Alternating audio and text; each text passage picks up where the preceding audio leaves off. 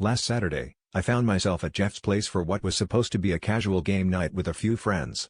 It was your typical evening, a pizza box sitting empty on the coffee table, a few half-empty soda cans, and a shiny, untouched Monopoly board beckoning us to start.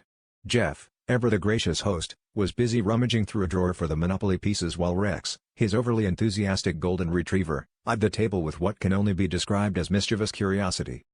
As we settled in and began to divvy up the Monopoly money, Rex decided that he wanted to be a part of the action. With a sudden burst of energy, he leapt onto the couch, scattering money everywhere, and before we knew it, with a quick chomp and a wag of his tail, he had swallowed both dice.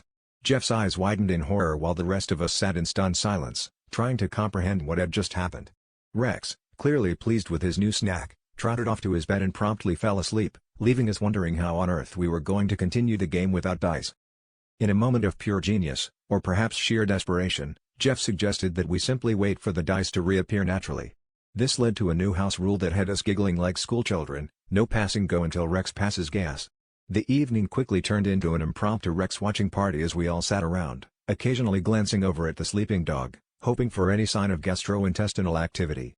With each passing hour, our Monopoly tokens gathered dust, and our conversations drifted into absurd territories, from debating the best Monopoly strategy to pondering the digestive timeline of a golden retriever.